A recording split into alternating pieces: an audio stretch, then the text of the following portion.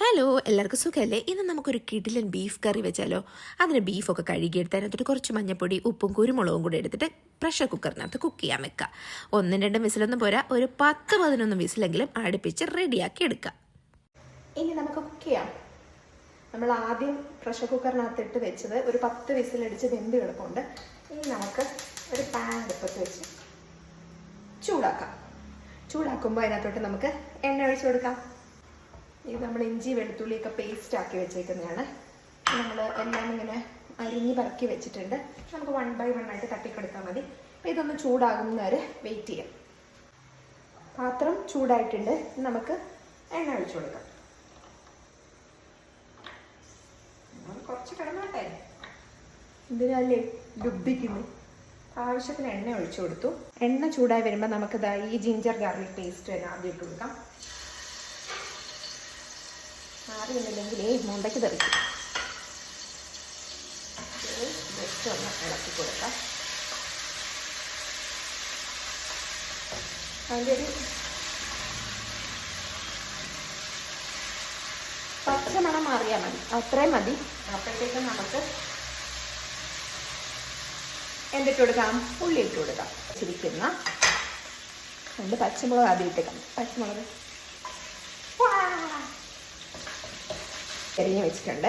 പിന്നെ ഒരു സവാള, ഇത്രയും സാധനമുണ്ട്. ഇത് മൊത്തം കൂടെ നമുക്ക് ഇതിനകത്ത് ഇട്ട് കൊടുക്കാം.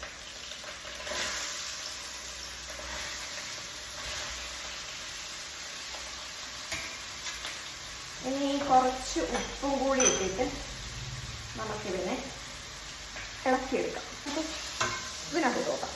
കുറച്ച് കറിവേപ്പിലയും കൂടി ഇട്ട് കൊടുക്കാം. ഇതിനുണ്ട് കറിവേപ്പില.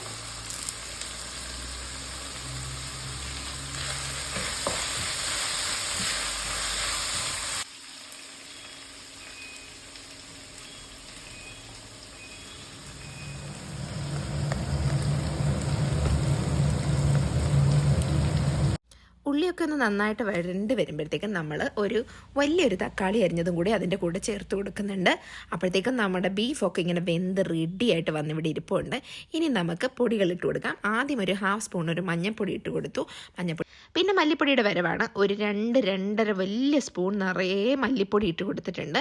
മല്ലിപ്പൊടി ഇട്ട് ഒന്ന് ഇളക്കി വരും മുളക് പൊടി ഇടുകയാണ്. മുളക് പൊടിയും നമ്മൾ ഒരു 1-1.5-2 സ്പൂൺ ഇടുന്നുണ്ട്. അതൊക്കെ ഓരോരുത്തരുടെ എരിവിനനുസരിച്ച് ഇട്ട് കൊടുക്കാവുന്നതാണ്.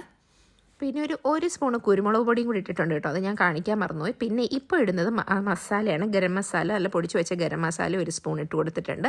അതും കൂടെ ചേർത്ത് നന്നായിട്ടൊന്ന് ഇളക്കി ഇതൊന്ന് മൊരിഞ്ഞ് വരുന്ന സമയത്ത് നമ്മൾ വേവിച്ച് വെച്ചേക്കുന്ന നമ്മുടെ ബീഫ് എടുത്ത് ഇതിനകത്തോട്ട് ആ വെള്ളത്തോടു കൂടി അങ്ങ് ഒഴിക്കുകയാണ്.